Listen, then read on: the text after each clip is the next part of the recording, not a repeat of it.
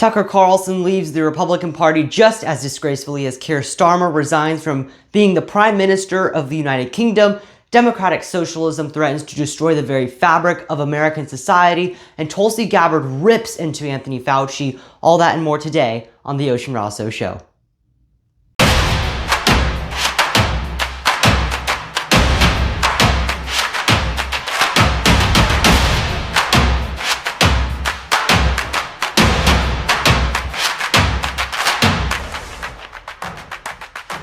Okay, well, Tucker Carlson has officially left the Republican Party. This comes as a surprise to literally no one. In fact, I put a whole poll out on X, and 99% of those who voted in the poll stated that this was not a surprise to them. This was Tucker Carlson's exact words. I would not support the Republican Party. There's no chance I would support the Republican Party. I'm not going to support the Democratic Party. I don't know what I'm going to do. But at this point, you know, how could I or any American voter support a political party that's not loyal to the United States? So my question for Tucker is, what is his alternative? We're going to see a mass exodus from the Republican Party. Why? Because people like Tucker Carlson do not agree or do not align with 100% of what the Republican Party is espousing. So, for example, the GOP has some imperfections. The GOP is not going to agree with you on 100% of your beliefs. Charlie Kirk actually said many times, if we agreed on 100% of the issues, that would be creepy. That would mean that we're mindless robots. But we are not. We are free-thinking agents. And so the fact that Tucker is leaving doesn't really bother anyone because you're free to leave. It really doesn't matter.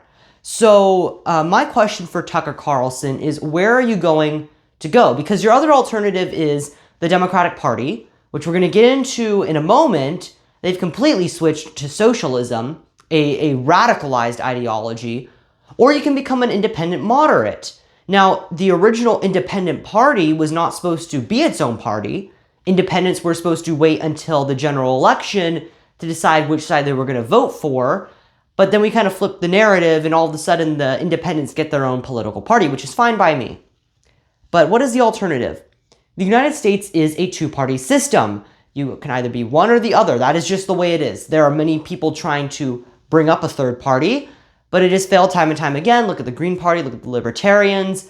They just aren't succeeding. So now we have these factions within each party. If you go to the Democratic side, you have these more liberal, socialist types. And then on the other side, you have the more centrist, moderate Democrats. Think socialists like Zohran Mamdani, like all these new Congress members of Congress that are probably going to get elected, and then more centrist, think, Obama type. Even though he was pretty radical, he seems pretty centrist compared to what some people in the Democratic Party are saying today. So Tucker is really caught in a conundrum now. He can either rejoin and be part of the Republican Party, as he should be, because we are supposed to be a coalition, or he can leave. And he's free to leave. No one is hindering him from doing so. So, another thing on hindering. Maybe we should start hindering our public officials from going out and making embarrassments of themselves, especially a certain politician from Arizona. She is currently the governor of Arizona, Katie Hobbs. Now, if you are not from Arizona and you don't know who Katie Hobbs is, I envy you. Okay, Katie Hobbs won against Kari Lake in 2022. And she is now the governor of Arizona. She is famous for many things, but mostly she is famous for her iPad. That is not a joke. She cannot go anywhere without her iPad. But that is not what I want to pick on her today with. She is the iPad governor. We all know it, but we all have our faults, right? Her biggest issue is that she is wildly unpopular with the people she represents. So unpopular, in fact, that when she went to open a Buc-ee's, this beautiful gas station, we have a new one right here in Arizona. When she went to announce the grand opening, she got booed off stage. And I was honored to be the person who put this on full display for X. I put it up. The next morning I wake up, it's the number one thing. It's a trending news story. Katie Hobbs getting booed is an entire news story over on X. And my video, I wasn't even there. I just clipped it from someone from the city of Glendale. So the credit goes to them. Or Goodyear. Excuse me, the city of Goodyear. Katie Hobbs is wildly unpopular. This was the scene over at Buc-ee's with Katie Hobbs.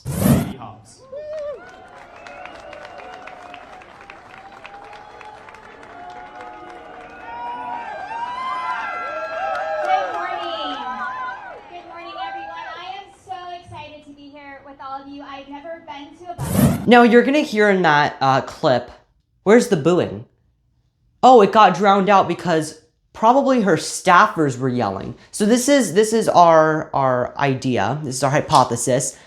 If she actually had fans, they would have started yelling the minute she got on stage. Those people started yelling only after they heard all the people booing. Therefore, they're either her supporters who were too timid to yell initially, or most likely they're probably her staff trying to curb her massive unpopularity at this Buc-ee's grand opening. Either way, Katie Hobbs looking terrible. Just as much as another one of Arizona's very own, Senator Ruben Gallego, is in much trouble, hopefully much trouble, we'll see what comes out of this, for spending campaign funds not in the way they're supposed to be spent. So there's campaign finance rules for specifically federal officials, and that states that, sure, you can spend money on food and childcare, and even if you want to travel, that's okay, but it has to be under the realm of campaign finance. So the purpose has to be that you are campaigning. That's all well and dandy. A lot of people abide by that, except for Ruben Gallego. He just cannot seem to abide by the rules. So he actually took his family to trips including Disneyland, Disney World, Miami, and Chicago, allegedly. Also, he spent over $18,000. Now, this is not him spending money on these trips. This is coming from his political action committee and his campaign funds. So in 2019, he spent $18,000 on childcare, including $400 to pay his own mother-in-law. $400 to pay his own mother-in-law. He also splurged on Super Bowl tickets in 2023 when the Super Bowl was in Arizona, although it was for a campaign event with none other than the disgraced former Congressman Eric Swalwell of California. So tickets were, he spent $34,700 on tickets, as well as $2,715 for a luxury brunch. Okay, what are we supposed to learn from this story? Ruben Gallego, he's not really well known initially. He runs for Congress, he wins, he's in his district, everything's fine. He runs for Senate, and all of a sudden, all this is on full display. Yet he is still polling ahead, and in fact, he is slated to run for president, potentially as the Democratic nominee in 2028. What is that supposed to tell us of the current political state in America? It is that we don't care anymore. You could break all the rules. In fact, it's crazy. In Congress, there's so much insider trading, it's blatant. I actually follow over on X the Nancy Pelosi stock trader. Just for fun. It's hilarious. This stuff is out in the open. Our politicians openly disregard the rules, regulations, and laws. Just blatantly. So if we're going to allow for that, they're going to latch on so quickly, like Senator Gallego. My point in telling you all this is that I hope if Senator Gallego does indeed run for president, that the American people can understand his character. And it's looking more and more like he will. He's not really around here in his home state of Arizona all that often. He's jetting around in all these random places across the nation celebrating Juneteenth on the other side of the continent instead of at home with his family. I don't know. He's probably going to run. We'll see what happens. Okay. Speaking of crazy, crazy people, Anthony Fauci might be in super big trouble. After Tulsi Gabbard, she has resigned as the Director of National Intelligence. We brought you the news earlier this month because her husband is going through bone cancer. Terrible. Please be praying for their family. She decided to resign on the final day of her holding the position as the Director of National Intelligence. She does something radical. Okay, I know a lot of people were saying we're not satisfied with Director Gabbard. She isn't doing what she should be.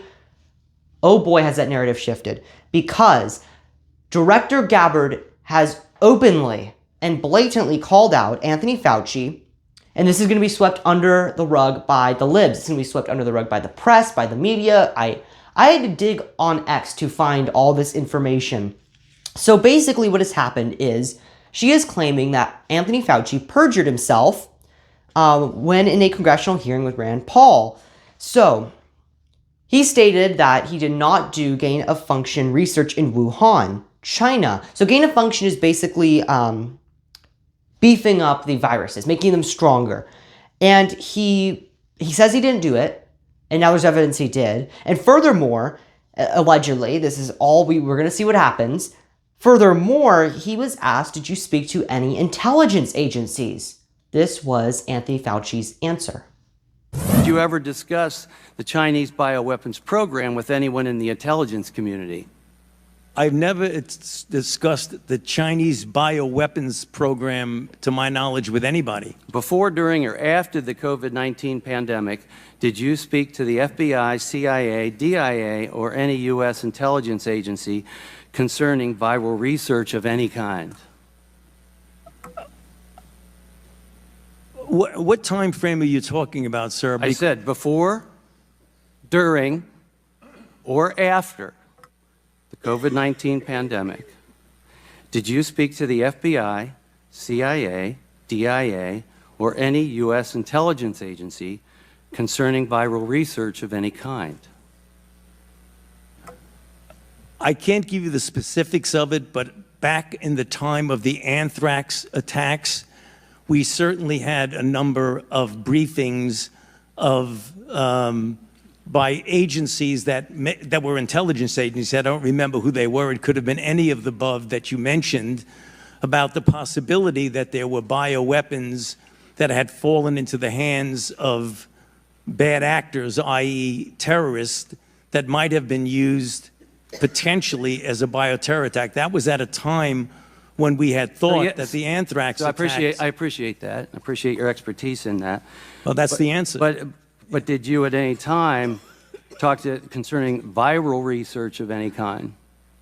Again, I say that at the time that there was concern about the fact that Al-Qaeda may have been using or potentially using bioweapons, we had discussions with intelligence agencies about that possibility. But not as related to, say, COVID-19? Not to my knowledge about COVID, but... So he kind of is avoiding the question entirely because he's asked first and foremost, were you in contact with any intelligence agencies, past, present, or now? Is kind of reiterating, and he says, "What do you mean? At any time, Mr. Fauci, at any time were you in contact?" Well, I was with anthrax. No, Mr. Fauci, we're talking about COVID-19. No, I wasn't. Is basically what he's saying. He kind of like walks around the question. He's very good at not answering the question, not doing his one job. So now there's evidence that he did in fact speak. Tulsi's basically saying this is a lie. There's CIA docs. So we are going to see what happens. We have a new director of intelligence, but we should be monitoring this. Also, Anthony Fauci was pardoned by Joe Biden, but now there are people calling an investigation into that pardon. Was it an auto pen? We don't know. We're going to find out. We're going to find out. Is Anthony Fauci finally in trouble? I sure do hope so. Okay. I was gone for quite a while. I didn't really hear the news until it was too late. It's old news now, but Keir Starmer has officially resigned as the Prime Minister of the United Kingdom. This was the disgraced former Prime Minister, Keir Starmer, resigning. He got a little emotional as he was resigning the Prime Minister position in the United Kingdom. Every decision I've taken has been about putting the country I love first. That is why I will resign as leader of the Labour Party. I have spoken to His Majesty the King this morning to inform him of my decision. This now means that there have been 6 prime ministers in 10 years. 6. And now there's about to be 7 prime ministers. That just tells you something. So Winston Churchill served for many years, during World War II and even after World War II. Margaret Thatcher served for like 20 years. And yet we have 7 prime ministers in less than a decade. What does that tell you about the state of the United Kingdom? It tells you there's something wrong. Whether it's immigration, they've had a massive problem with immigration. Whether it's crime, rampant crime. They're jailing people for tweets. There is obviously something wrong in the United Kingdom and they need to fix it. So Keir Starmer has resigned. Everything's going south for him. And now we want reform in the United Kingdom. So what's going to happen is, since the United Kingdom is not like America, he has resigned. Someone in his party, he's in the Labour Party, is going to become the next prime minister. And so there are now open calls to just have another election. We will wait and see what happens. There's probably not going to be another election until there's supposed to be. But let's hope for reform in the United Kingdom. Let's hope that this does not go to waste and that we actually get some decent change. Okay, turning back to the United States of America, Chicago. The mayor of Chicago has declared a trans femicide state of emergency. No, that is not a joke. No, this is not a skit. This is reality. Now, of course, I'm against harm to anybody. That is terrible if there's harm to anybody. The issue is not the fact that this is trans homicide or femicide, whatever the term is, going on in Chicago. The issue is the focus. So the mayor has declared a state of emergency. Do you want to guess how many homicides there have been in the trans community? Specifically with the feminine trans community in Chicago. Not 1,000. Not 100, not 50, not 10, but one. One in the past, I forget how long they're measuring, like a year or something. We'll put in the edit. I think about a year. Yes, a year that they've been measuring. One. Okay, I think you have a bigger state of emergency with all the rampant crime and murders going on in the first place. Okay, so I think we need to focus, and Harmeet Dillon, to her credit, with the Civil Rights Division of the United States government, is saying that if this goes on, there will be an investigation, as there should be, because this is ridiculous. You're wasting government resources on one when you should be focusing on all the other rampant crime occurring in your city. Okay, we have so much to get to. Whoopi Goldberg is now stating that Trump should basically go to jail because the reflection pool. This was Whoopi Goldberg on The View. That reflection pool. Trump has got to go. Whoopi Goldberg, take it away. Whose multi-million-dollar renovation of the Lincoln Memorial reflective pool, well, it's not going well. It's not going well. Apparently, it's overrun with algae. And the blue paint, and the blue paint lining the bottom is peeling off in clumps. It's very much like his presidency.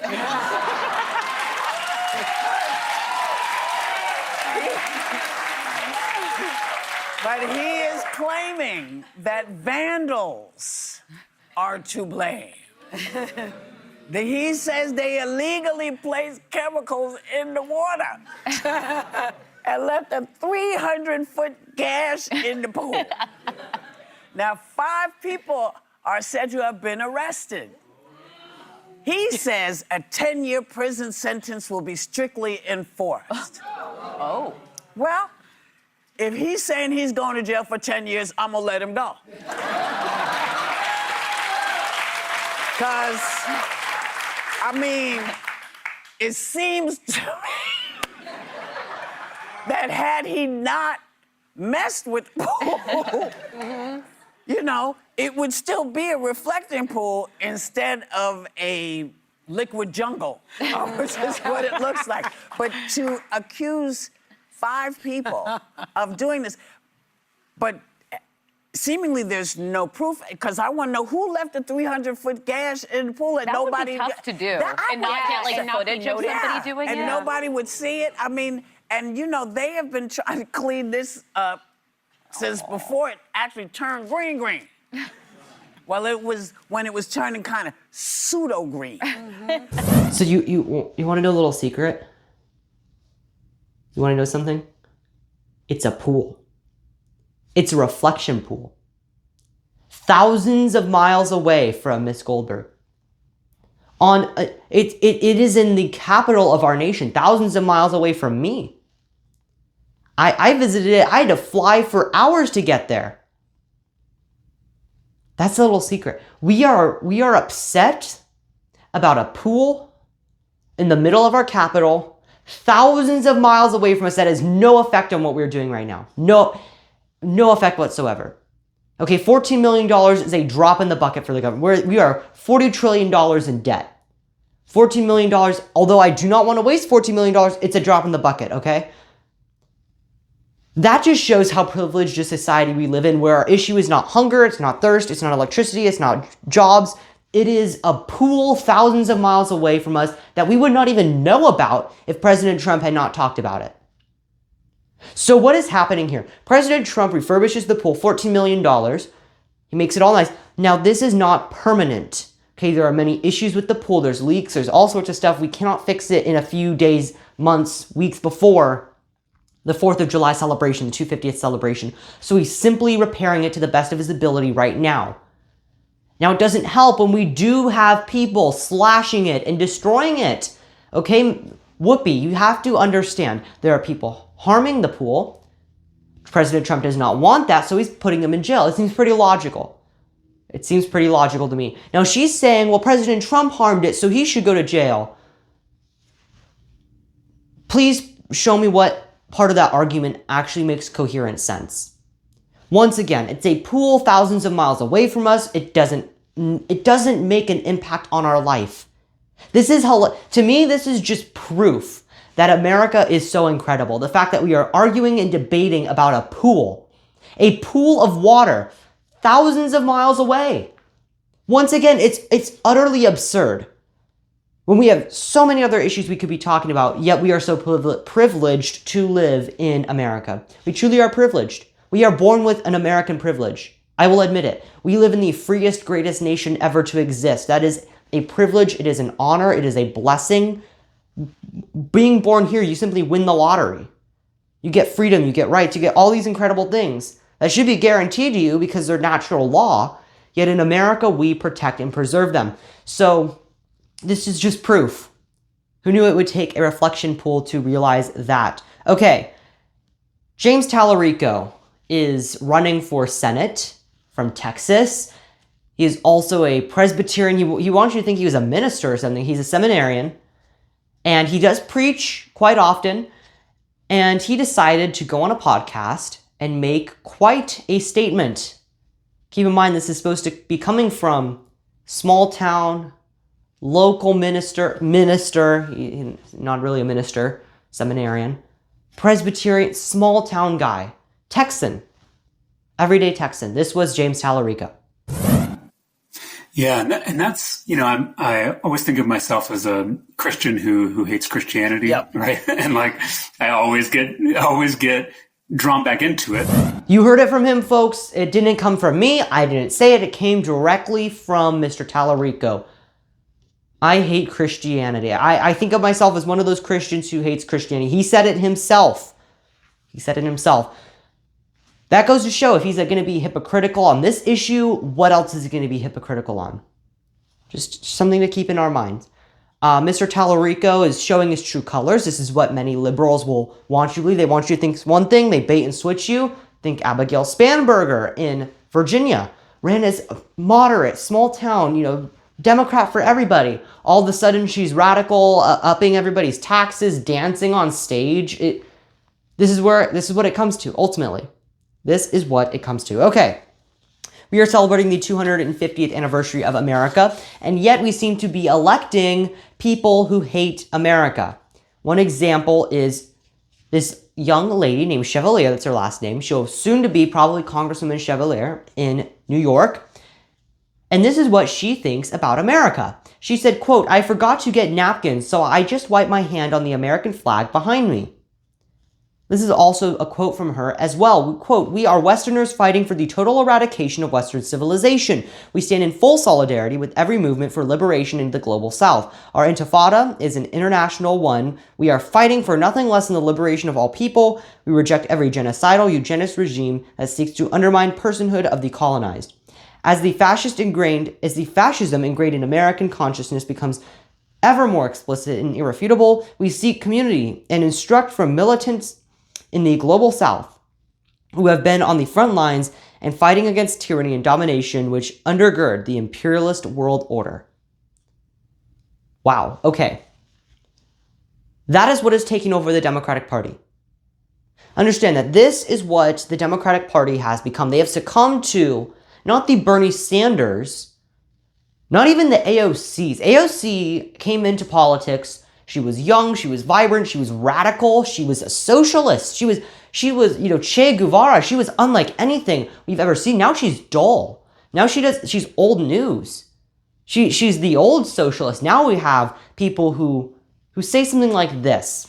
This was a young lady running for state senate, endorsed by DSA, a member of DSA, Democratic Socialists of America. And this is what she had to say about 9/11. This is just crazy stuff. Listen. For abolishing ICE.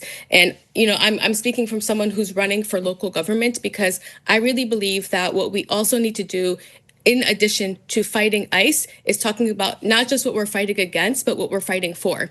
So I'm calling all of you to join our campaigns to tax the rich, our campaigns to fight for free universal childcare, for fast and free buses. Because when we talk about universal childcare, I picture a woman who is actually needs someone to take care of her children while she goes and visits her partner in a detention center. Finding that, the system of capitalism and racism and white supremacy, etc., and Islamophobia have all been used, to colonize lands, right, to take resources from other people. And so this is like a long trajectory, and we're just seeing the manifestations of that continuation, right, with 9/11.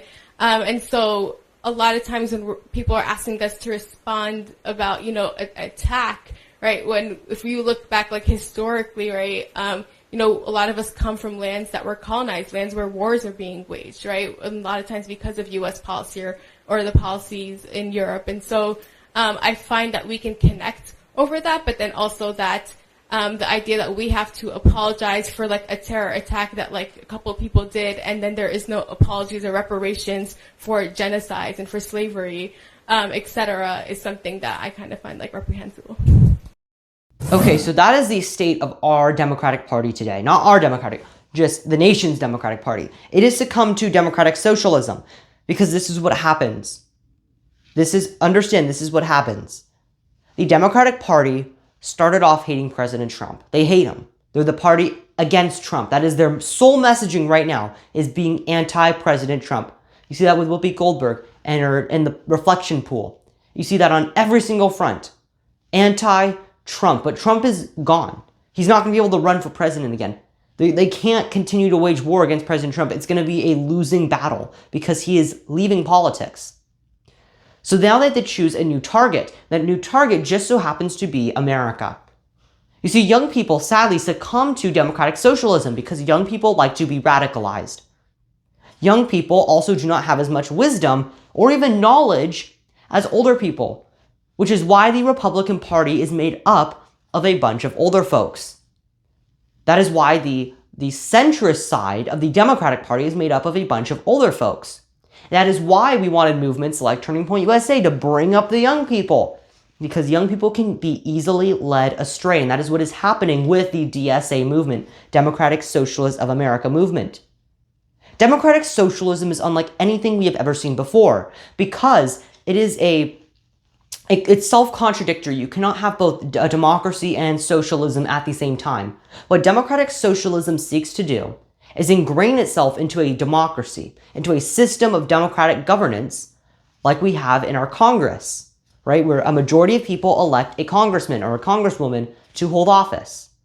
What then democratic socialism does, it doesn't allow you to re-elect people. Instead, democratic socialism seeks to transfer that democracy into a socialism, which is why we have a bunch of people who are democratic socialists saying they want free healthcare, free childcare, grocery stores run by the state. Some have even floated the idea of making the airline industry nationalized, so owned by the government. It's crazy just to think about that. Think about that for a moment. It's absurd. So this is what democratic socialism seeks to do.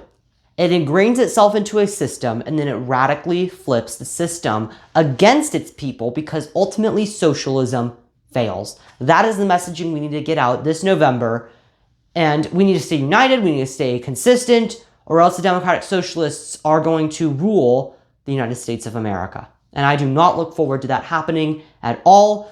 It's Zohran Mamdani's party now. There's really nothing we can do about it on the Democratic side. But we as Republicans, as conservatives, as traditionalists, we have an obligation to learn, to grow, and to ensure that we do not succumb to radical democratic socialism. Thank you so much for watching this episode of the show. I hope that you liked it. Please be sure to like and subscribe. Also, comment down below your thoughts on democratic socialism. If you are not on YouTube, or even if you are on YouTube, please be sure to subscribe to the show. We need all of your help. I hope to see you next week. And until next time, may God bless you all, and may God bless America.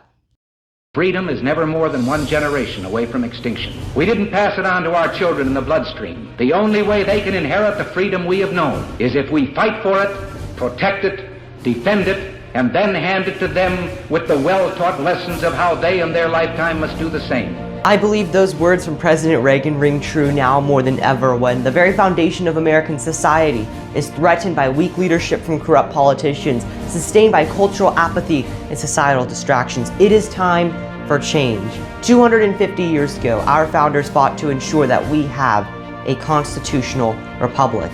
Many of them died to ensure that we could be here today to experience these freedoms that we do today. They pledged to each other their lives, their fortunes, and their sacred honor so that we could live in the American society with the American dream. But we must ask ourselves, 250 years later, are we fighting to ensure that freedom is preserved? I noticed an issue in my generation. We are very apathetic. We don't care about freedom. And so I decided to take action. I wrote a book titled Preserving Freedom for the Next Generation, which goes into our rights, our freedom, why it's so important that we fight for them, what role they played in the founding of America, why the foundation of America is so important to study, the Constitution, the Declaration of Independence. But ultimately, my book goes into why we must fight for freedom, join the movement, and ensure that the next generation are ready to fight to preserve the ideals of freedom. Ultimately, the fate of our nation is resting in your hands. The question is, will you take action, and what will you do?